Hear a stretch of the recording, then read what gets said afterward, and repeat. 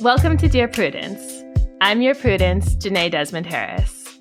Today, I'll be answering questions from readers with dilemmas about saving friends from bad relationships, that's a classic, saving Black people from racist attacks in sundown towns, and how to deal when your spouse cares about his dog more than he cares about your children. To help me answer these questions today, I'll be joined by Jamilah Lemieux. She's a renowned cultural critic and writer with a focus on issues of race, gender, and sexuality. She is a leading millennial feminist thinker, social influencer, and game-changing media maverick. Currently, she pens a weekly advice column for Slate's Care and Feeding parenting section. And of course, she's the co-host for our Mom and Dad Are Fighting podcast. If you aren't a Mom and Dad Are Fighting listener, I just want to help you get to know Jamilah and what she'll bring to this episode by sharing a few things I know about her as someone who's followed and admired her work for over a decade. Number one, on a recent episode of Mom and Dad Are Fighting, she came out in favor of those little leashes you put toddlers on. I actually totally agree with this. I don't know why they're so controversial. She said, quote, "One of my friends was like, Black people don't do this, Jamilah. This is not us. We don't do this." And I'm like, well, guess what we do now? I'm starting something new. What I recall is that my child was safe, and that's what matters. How could you argue with that? Number two, she's a longtime, committed, unapologetic advocate for Black women and girls. That's how she ended up being featured in Lifetime's docuseries Surviving R. Kelly after years and years of being way out ahead on a lot of people calling for accountability for his abuse. So that's just some evidence that she tends to be right before other people, so listen to her. Number three, she said in an interview years ago, "I don't think of myself as an influencer or thought leader, but just someone with opinions who can turn a phrase." I have to disagree based on her impressive career, but also because she accomplished the feat of giving her daughter millennial taste in music, turning her into a super fan of New Edition as a 4-year-old. You can find cute evidence of this on Instagram. And if that's not being an influencer, I don't know what is. Jamilah and I will dive into your questions after a short break. This podcast is brought to you by Progressive. Most of you aren't just listening right now. You're driving, cleaning, and even exercising. But what if you could be saving money by switching to Progressive? Drivers who save by switching to Progressive save nearly $700 on average, and auto customers qualify for an average of 7 discounts. Multitask right now. Get a quote today at Progressive.com. Progressive Casualty Insurance Company and Affiliates. National average 12-month savings of $698 by new customers surveyed who saved with Progressive between June 2021 and May 2022. Potential savings will vary. Discounts not available in all states and situations. Welcome back. You're listening to Dear Prudence, and I'm here with Jamilah Lemieux. Hey. Hey, girl. Hey. Thank you so much for coming on today. Oh, thank you so much for having me. So we're going to go ahead and get started. Let's dive in with our first letter titled Anxious Confidant. 2 of my friends are getting married soon, and I can't help but think they're going to end up miserable. I've known both of them for over a decade, and because of past history dating one of them, I feel like it wouldn't be taken well if I were to criticize their relationship. But I truly worry they're making a mistake. We're very close. I'm in the wedding party. And of course, I want my friends to be happy and to support them. So I don't know how to approach this or even if I should try to discuss it with them. They have been in couples therapy leading up to the wedding and don't seem to be working on solving their issues beyond a superficial level. One half of the couple complains to me often about the other, and they express a lot of stress and frustration with the way their household is run, where they're living, planning the wedding, in-laws, and even personal habits. And it upsets me they talk this way about their partner. It makes me uncomfortable and concerned for their future. But I'm worried that because one of them is my ex, anything I say will come off as jealous or petty. So I've been watching this play out for months, feeling helpless. I don't know if I should keep quiet and hope for the best or try to bring it up. Or even if it's too late to do so, this close to the wedding. So you are absolutely 100% right that because you're an ex, it will come off as jealous and petty. Jamilah, have you ever, in your personal life or even in media you've consumed, become aware of someone deciding to break up with a partner because their friend was like, I'm a little concerned about this relationship? Never once. Not once, because it hasn't happened No. in history, in human history. It hasn't. And it's unfortunate, because sometimes we should listen to that advice, like things are not going well with our partner and we're trying to make it work. And one of our friends, says, maybe you're not happy. Maybe this isn't the right relationship and their heart is in the right place. But that's just not how breakups are formed. The person in the relationship has to want to be done with it. So, I think you can continue to be there for your friend, hear them out, and maybe ask questions that perhaps could guide them toward getting to their own conclusion. Mm-hmm. Doesn't this seem like a lot to be dealing with for somebody you're preparing to marry? Mm-hmm. Are you feeling good about the wedding? It seems like you've got a lot of concerns. Are you ready for this? Are you prepared? And perhaps you can send them on a journey where they do their own discovery. But in terms of actually raising the red flag and saying, I don't think this is a good idea, I don't think that they're going to receive that well. I completely agree. I love the idea of asking questions. That didn't actually occur to me as a possibility. And I hate the idea of raising the red flag. I've actually had like a 6-month friend breakup over someone doing this to me in the past. And she was completely right. And actually, I raised concerns before her wedding and she got mad at me too. So like we all know that you can be right all day long. You can be 100% right. The red flags can be flying. But as a rule of like human nature, people do not break up with partners because their friends raise super good, super smart, super valid concerns. My general rule for this now is unless your friend is at risk of being abused or is being abused, you just have to keep your mouth shut. With the Jamilah edition, you can ask gentle, probing questions that sound non-judgmental that can hopefully get them to think about things. To make you feel better about keeping your mouth shut, I would just add, if their couples therapist hasn't gotten through to them, you don't even have the qualifications. You're not going to either. No. I think that's a very good sign that they're not going to receive this coming from you.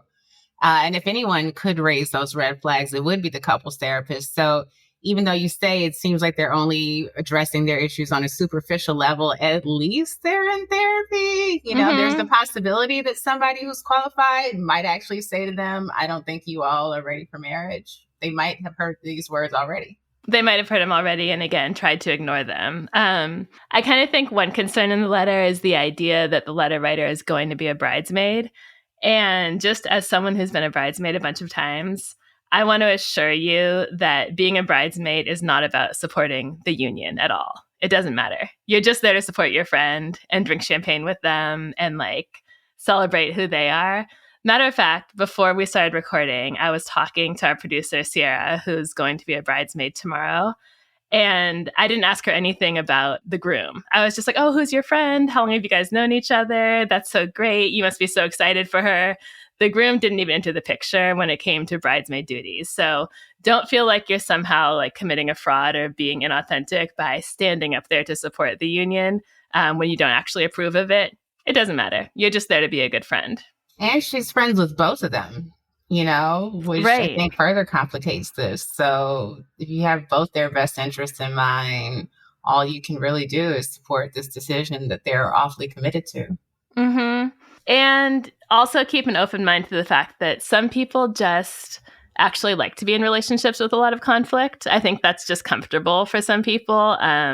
Don't assume that everyone wants a harmonious, really smooth, really easy marriage. I think for some people, the bickering and the going back and forth and the complaining is just kind of part of it. All that to say, it's their life to live. And if you want to continue to be part of it as a friend, just find something else to talk about. Okay, here's our next question. It's called Blue Guy in a Red State. I live in an area that's popular with weekend tourists coming from neighboring states to enjoy my region's camping, canoeing, hiking, and nature. Unfortunately, the legacy of sundown towns still hangs over that part of the country, and more than one Black tourist has found that out the hard way. For example, some Black men have been beaten up for going into town after dark. Whenever I see a Black family at the gas station, I feel like I need to warn them about the danger they could be in. However, if I say, "Watch yourself, this is a sundown town," it sounds like I'm the aggressor. I'm not. Is there a way to broach this subject in a way that doesn't sound like I'm threatening them? So, say you're driving through Mississippi and you stop to pull over for gas and like an energy drink or whatever. A white guy comes up to you and says, "Hey, just so you know, this is sundown town. You're in danger here." I mean, is that an experience that you want to have? Would you appreciate that? It's not an experience I would want to have, but I would appreciate the warning. Mm-hmm. You know, I think you have a very short amount of time to deliver a very well-worded warning, you know, so you don't sound like the aggressor. Of course, I'm giving you the side eye for living there. Just know that. I want to get to that.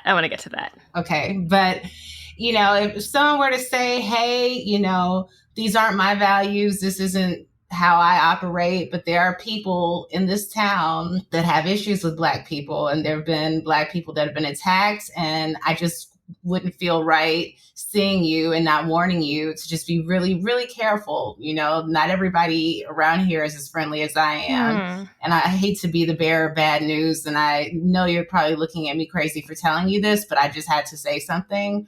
I would appreciate hearing that, and I would get the hell out immediately. That's a really, really good script. It's better than the one I wrote, but I'll go ahead and read mine anyway. "Hey, I'm so sorry to approach you like this. This is incredibly awkward. I may be overstepping. I just want to warn you, this can be a dangerous place, and people from out of town have been attacked downtown. I just want you to be vigilant in case you were going that way. Again, I'm really sorry for interrupting your evening. I hope you have a good rest of the night and a safe trip." So you see, I like tiptoed around the race issue there. And I think I did it because it can be like, not a microaggression, but a huge downer for someone to come up to you and like report racism, right? I just don't know if he's giving the people who stopped through this town enough credit. In my mind, they're already just getting gas because they have to get gas and getting in and out as soon as possible. And what I'm trying to avoid is a situation where they're like just going about their business. They're already well aware of racism in the world, this country, and this town. And then this guy kind of like unloads on them. And they have to like emotionally reassure him that he's okay for doing it or thank him. And it just becomes like, something that makes their day worse, you know? I'm trying to balance that with like him legitimately protecting them from danger, which I'm not sure like how immediate or acute the situation is. But I like the idea of sandwiching the warning with like you did with a lot of kind of apologies and caveats, and an acknowledgement of like how strange it is to be approached like this. But getting back to what you said about side-eyeing him for living there, yes, I think a better question to be asking than how do I warn individual Black families who I happen to see at the gas station about my town is what can I as a white person do to change this town and make it better? If you're willing to put all this effort into like being the guy who speaks up to people who are just passing through, can you run for sheriff or mayor or school board or something? Can you organize an anti-racism group? Can you organize a group of people to like patrol the streets and like make sure people are safe? Somehow I want this letter writer to be working on the white people as aggressively as he's working on the Black people. I love that. I love the idea of particularly some sort of patrol, you know, that roams the streets and prevents these things from happening. I think it's important that other white people in the community know that not everyone is okay with these things that are going on. And I would imagine that it's probably not the majority of people that are participating in the actual attacks, but the majority of people are complicit either because they're okay with it or it just doesn't affect their lives. And so they may shake their heads and say, that's too bad, but they're not willing to do anything about it. You do have to be willing to do something about it. And it's noble to want to warn people, but, you know, it's powerful to try to do something and stop these attacks from happening. Right. And it might be something that makes your day-to-day life in the town uncomfortable, right? So I think if you're really committed to protecting Black people from these horrible experiences, you might have to do something that puts your comfort on the line too, that makes you unwelcome in the town, that maybe even makes you vulnerable to some kind of dangerous situation. So I would just say, think more broadly. The instinct you have is wonderful. Like, you're a good person. I want to give credit for that. But I would encourage you to do what's more challenging than these individual conversations, and to focus on like making a systemic change, which means focusing on the white people who are being the bad guys here instead of the Black people who, by the way, you're not even going to be able to encounter all of them unless you, drive the streets all day. Try to figure out something that can make a little more of an impact. You're listening to the Dear Prudence Show, and when we come back, we'll be reading more of your letters. Stay with us.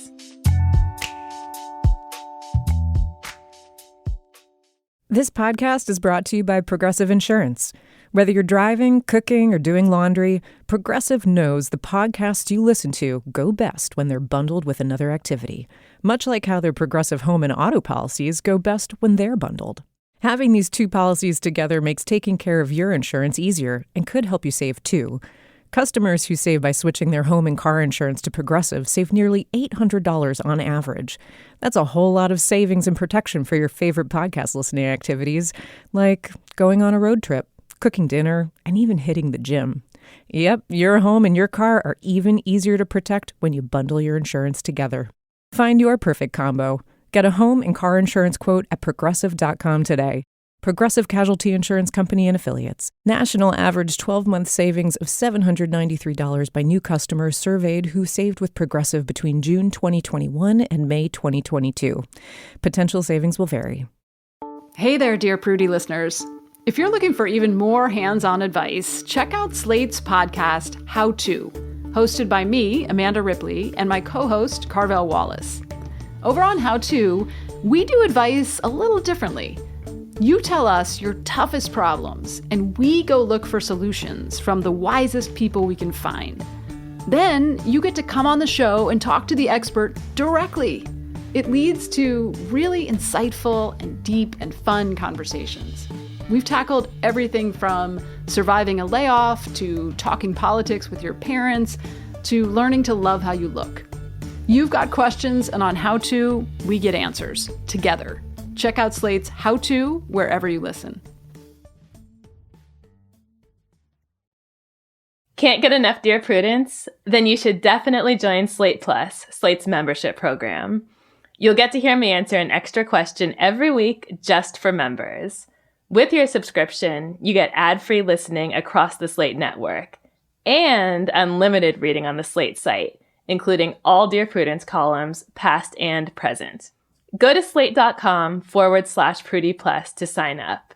It's just $15 for your first 3 months. Again, that's slate.com/Prudie Plus. Welcome back to Dear Prudence. I'm here with my guest, Jamilah Lemieux, to answer your letters. So we have had 2 questions so far. Are you ready to take on another one? Let's do it. All right. This is titled Best Friend Forever. After a tumultuous couple of years in my young adult life, I am now 28 years old and have just one best friend in the entire world, in addition to my wife and dear son. Throughout all of my ups and downs, my best friend has been there compassionately and non-judgmentally, seeing me through the getting in and out of a very abusive and toxic relationship. All the time, my friend has been in a pretty awful relationship of her own. For 10 years, she was cheated on consecutively, and despite saying this is her one deal breaker in relationships, has always stayed and tried to minimize issues going forward by setting new rules. However, her longtime partner always had other drawbacks in the way of being emotionally manipulative, unavailable, and being 100% financially dependent on her. Recently, he admitted he cheated again, although it was only virtual. She's not interested in discovering the extent of it beyond this and ended the relationship. I have been extremely supportive and available during this time, and I'm so proud of her decision to finally move on. However, I feel as though she is constantly backtracking, and I worry that she will return to him simply out of the fear of being alone. My worst fear is that A, she will go back to him, and B, that if I tell her my concerns directly, I will alienate her from being truthful or having our friendship continue. This has always been a very fine line for me, but I see this as my one moment of opportunity given my own experiences escaping an abusive relationship. On the one hand, I can keep our friendship intact and say nothing. Or on the other hand, I can stand my ground in the way outsiders often fail to in recognizing and addressing dangerous and toxic relationships. I also worry about her resistance to not fully understanding what transpired, which may reveal his emotional or physical involvement with another woman and truly highlight his lack of desire for being with her beyond financial benefits. What should I do? I mean, can you imagine you break up with someone after going through absolute hell? You're shaken, you're kind of recovering. You're hoping to just have a girls' night out, just talk about reality TV or whatever at work or whatever it is. And your friend is like, listen, I'm worried. That situation you got out of was really bad. I don't think you understand how dangerous and toxic it was. I think you're going to go back. Oh, and by the way, I'm pretty sure he was cheating on you. And I think he was only with you for the money. I mean, how is that helpful here? When you put it that way, it does sound like it's destined to go really, really badly. Do you think there's a way it can go well? Am I doing an ungenerous read of the letter here? I've been ungenerous to everyone today, so. I think, this is a little different than the first letter in terms of like intervening with somebody else's relationship decisions. Mm-hmm. And because there is real toxicity here and, some level of abuse. And with this person being a survivor of an abusive relationship, they are speaking as, an expert of sorts. Mm-hmm. And this person saw this friend saw them through their own abusive relationship. So it's not like coming from nowhere, like, well, who are you to comment on this? How do you wouldn't understand? It's like, no, I would understand because I've been through something similar. I wouldn't do this on movie night. I wouldn't do this over drinks, but I would try and find a time, maybe one-on-one, maybe at the house, maybe you do bring a bottle of wine, but you set the tone to like, hey, I really want to talk to you about something important. I'm just deeply, concerned for you. I know you were in this relationship for 10 years. And I would imagine if these people are close in age, a 10-year relationship for a 28-year-old started when they were really young. Mm-hmm. So this is probably someone who doesn't have much other romantic experience. And so if this is the only person that you've been with, for most of your adult life, I can understand the friend's fear that they're going to slip back into, this comfortable pattern of being with this person. But I would, I'd say I've just been thinking about you and I wanted to check in, see how you're dealing with the breakup as opposed to it kind of coming off like I've got this prepared speech for you and I already know you're going back and so I'm here to tell you not to, but more like a check-in.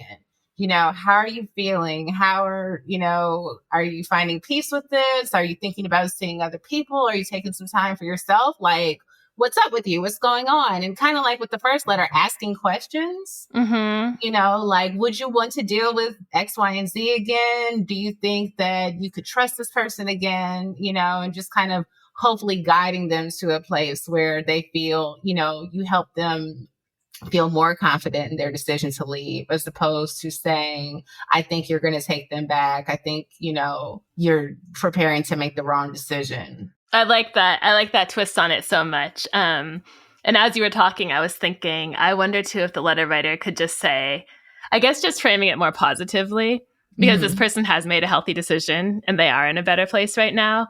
So I wonder if that conversation where the letter writer brings over a bottle of wine could be something like, how are you? And all the questions, are you in a good place? And how can I support you in like staying in such a good place? Yeah. And if it seems like you're tempted to go back and backtrack, what would you like me to do as your friend? Mm-hmm. Like, how can I step in if that does start to happen? I think that would be super helpful, only because the friend has not asked for advice yet. Right. And it's easy for us to say as people who get paid to give advice, but I really think it's a good idea to hold off until people ask most of the time. So with that question, you're prompting her to ask for advice in advance. So then 2 months down the road, if she's getting back together with the guy, you can say, okay, well, when I came over with that bottle of wine after the breakup, you did say that if you started to think about getting back with him, you wanted me to remind you of all the times he hurt you or take you on a weekend trip or whatever it may be. And then you sort of have that pre-approval to get a little bit more involved. And I would also add, let them know that you're proud of them. You know, I'm really proud of you. You know, I know it took a lot for you to walk away from that situation. It couldn't have been easy. And you're doing great. You know, so like some positive reinforcement, like you're doing really well. This is good. Yeah, I would just do a lot of reminding her of how good it is to see her, you know, feeling happy. And like that meme that goes around, like how I sleep being single, knowing that nobody's cheating on me. Like, just doesn't it feel good? It's just so good to see you without like all these worries and all this angst and all this conflict in your life. And I love seeing you like this. You have a glow. And also just being a good friend too, I think is doing things that are less directly applicable to the situation and more just like making sure she has fun. And making sure this part of her life is enjoyable and she feels good about herself without ever even mentioning the guy. This is Dear Prudence. We have to take a break, but when we come back, more letters from you and advice from us. Stay tuned. Hi, I'm Frances Fry. And I'm Ann Morris. And we are the hosts of a new TED podcast called Fixable.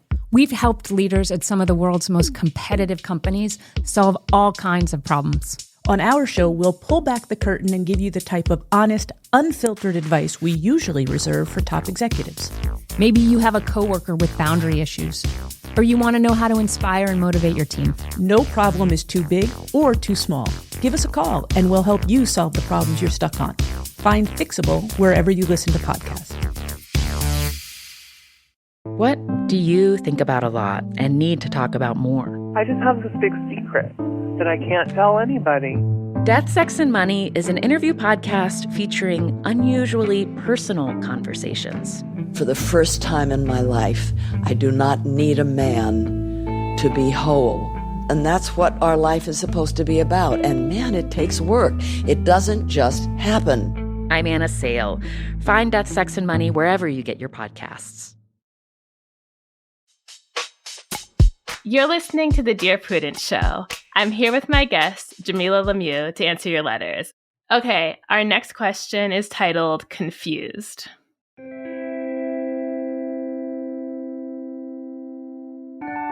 I recently accompanied my husband on a very unusual work trip that raised some weird feelings. We both travel a fair amount for our jobs and are used to the ways it can be weird, but this was a class of its own. His company is expanding into a new market, which includes a country famed for opulence and limited agency for women. I went along at his request to show that he was a family man. We agreed that I was using my vacation time to do him a big, weird favor to try and get the massive client, and that it was a one-time event. I ended up working with a stylist in advance to understand the dress code and the different settings and plan my clothes. A lot of the settings involve being very covered up, and others involve being a guest in various women-only spaces while my husband was in another room doing the actual negotiations. I know logically that I would hate to live that way, and that the women I met have fewer opportunities than me, and also are representative of a crazy tier of wealth. We're well off in the US, but definitely not anything like this. But I loved it. I felt taken care of. I felt almost relaxed. It was still business, so not that relaxed. I loved the way being completely covered up took away a lot of my body insecurities. I wasn't in charge of anything. I can't stop thinking about this now that I've slipped back into my regular life where I manage projects and people and our home and more, and I am carefully working to maintain my body weight. What do I do with this weird fixation?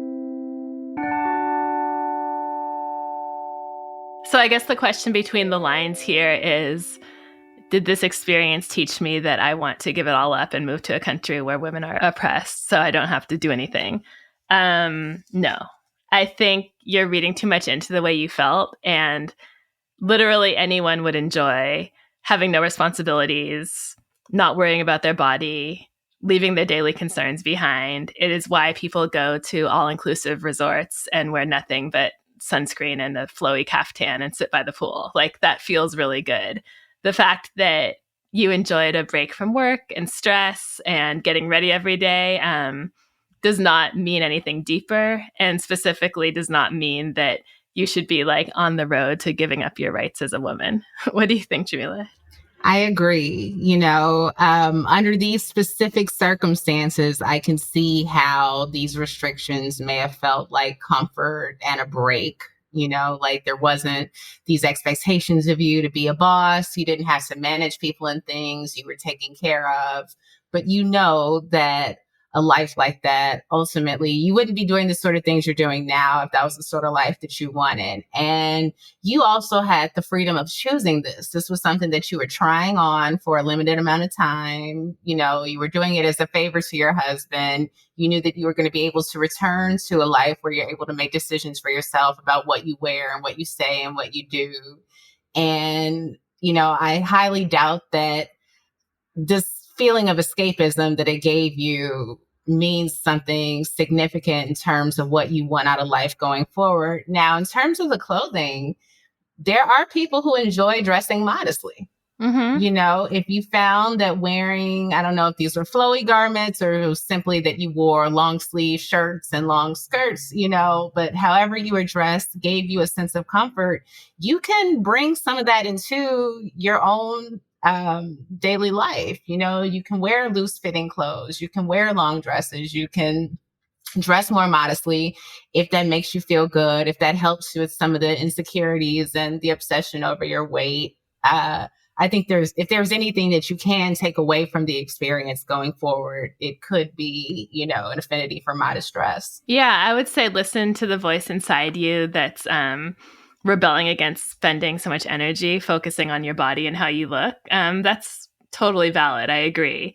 And maybe you also want to not work so hard. Maybe you need like more downtime in your life. Maybe you need more of these all women spaces in your life. I think there are pieces of this that you could bring into your reality little by little that might really make you feel a lot happier. I don't think it represents anything deeper about like wanting to live in a different society or wanting to give up. And this is the key part, the ability to choose these things. Okay, this will be the last one for today. Do you have anything left to give? I do. I could do 5 more. This is really fun. If you're ever like off, can I be your substitute? I love these questions. These are great. Yes, because just like this woman, I want the occasional day off. So yes, I will need someone to fill in. Anyway, the next letter is titled, It's Me or the Dog. It's me or the dog. My ex-husband David and I divorced over a decade ago. We had gotten married straight out of high school and became parents shortly after, and were never well suited. The only reason we stayed married was that I didn't want our daughters to come from a broken home. Eventually, however, after 5 years, there were no more sticking plasters left. David and I now co-parent with mixed success. I have remarried while David has a long-term girlfriend. The problem is that recently David asked if he could take the girls for a week's trip to see his parents. My daughters were not enthusiastic about the idea until David suggested they bring their dog along. They could take PBJ and go for hikes or take him to the lake with him, just like David used to do with his childhood dog. My husband said no. He claimed he'd booked some sort of special obedience course for the dog, but later admitted that was a lie. Apparently, he doesn't trust David with the dog. I pointed out that he trusts him with our girls, and he said he didn't, but he didn't have a say in that. I admit that David has made mistakes, mostly when he was drinking, but we worked through them. I'm so conflicted about a lot of things now, that my husband can't trust David with his dog, but my daughters are fine, that he has such contempt for what I considered a significant part of my life, maintaining a relationship between my daughters and their dad, that he doesn't trust my judgment when I told him the dog would obviously be fine. Before this, we were discussing whether or not it would be a good idea to have another child, but now all that's on hold because of the dog. Plus, the girls don't want to go with their dad now they know their stepdad is on their side, and it's turned into a whole I'm the bad guy situation. I know it's ridiculous, but I just feel so disrespected. This is so complicated and tangled, but I think you're having all these negative feelings here and you're putting them on David and the dog. And this isn't about David and the dog. This is about the fact that David's choice about the dog has sort of poked at the fact that your ex is not great to be around, maybe even not safe to be around, and that you're sending your children with him. I don't know what he's done when he's drunk, but whatever it is that was worth mentioning, I would encourage the letter writer to focus in on the question of, are my girls in a good place when they're with their dad, rather than how does my current husband feel about his dog in comparison to his stepchildren. I agree. You know, your husband has jurisdiction over the dog that he doesn't have over your girls. But, you know, if it were up to him, he wouldn't be allowing them to spend that time with their father. So that does raise, you know, I think that should give you some pause. And you should really think about, like, is your ex-husband capable of taking care of the girls for a week? I think the fact that they don't want to go says a lot. You know, that it was only compelling to them if their dog was going to be there. You know, this is their father. If they don't feel comfortable or interested in spending that sort of time with him, perhaps they shouldn't. I think your current husband is actually doing a phenomenal job of minding his own business as a stepfather. So I'm sure you get this with care and feeding too. There's so many step parents who just try to overstep and insert themselves, and it ends up causing these huge conflicts. And meanwhile, this guy is just like, I care about those girls, but they're not my business. I'm not going to push back on like what they do over this week or over the weekends. Like you said, the dog is his jurisdiction, and he's only commenting on things that are in his jurisdiction. That's actually very admirable. I think so too, you know, and it could be that his concerns are not so great that he would say something to you about it. It could also be that he's just simply respecting, you know, your authority as their mother to make decisions about them. But I don't know. On one hand, I feel like, okay, that's good. He's not overstepping his boundaries as a step parent. But if he thinks that the father is so, you know, I wonder what the concerns are. I wish we knew a little bit more about what the challenges are. I mean, you mentioned drinking, so that does give us a hint that there could have been some pretty rough times. Right. You know, but I do wonder why your husband wouldn't feel comfortable, you know, saying to you, I have some concerns about David being with the girls, or gently asking you questions that we've suggested today. You know, do you feel really good when David is with the girls? Do you think David is up to doing a whole week with the girls? But because that's, you know, to me, I think that's what you should be thinking about. I think he didn't say anything to the letter writer because she's explosive and she's quick to say she's being disrespected. So in this letter, she's like, I know it's ridiculous, but I just feel so disrespected. I think that's why he initially made up a lie about the dog going to like a special dog camp or whatever, because he knew that she wouldn't take it well. He knows that this is all like just a tinderbox, and that if he said anything, she would like get explosive and not take it well. So that's why he tried to tiptoe around the issue. I just really, again, you mentioned alcohol. These are your kids. I just want to reemphasize, try to take the focus off of the dog situation. What's the dog's name? BLT? PBJ? It doesn't really matter what the dog does, but really give some thought to what's best for your daughters. Okay, those are all the letters we have for this week. As always, I really hope we've been helpful. Jamilah, thank you so much for being here. I am pretty sure I'm going to be taking something from this episode, which is to always encourage people to ask questions instead of lecturing people. I will try to make sure to credit you when I do that. Thank you. I appreciate that. And thank you for having me. Go listen to Jamilah on her Slate podcast, Mom and Dad Are Fighting. It's where she and her co-hosts share triumphs and fails and offer advice on parenting kids from toddlers to teens. It comes out every Monday and Thursday. Do you need help getting along with partners, relatives, coworkers, and people in general? Write to me. Go to slate.com/Prudie. That's slate.com/PRUDIE. The Dear Prudence column publishes every Thursday, and you can join us for the Dear Prudie live chat on Mondays at noon Eastern. If you'd like to hear your question answered on the podcast, we are looking for letter writers who would be comfortable recording their question for the show. You can stay anonymous. Dear Prudence is produced by Sierra Spragley Ricks. Editorial help from Paola De Verona. Daisy Rosario is senior supervising producer, and Alicia Montgomery is Slate's VP of Audio. I'm your Prudence, Jenée Desmond-Harris. Until next time.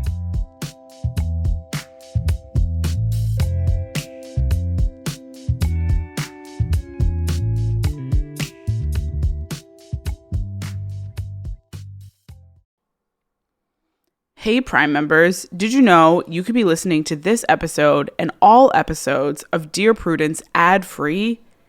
Avoid the ads and start listening today by downloading the Amazon Music app.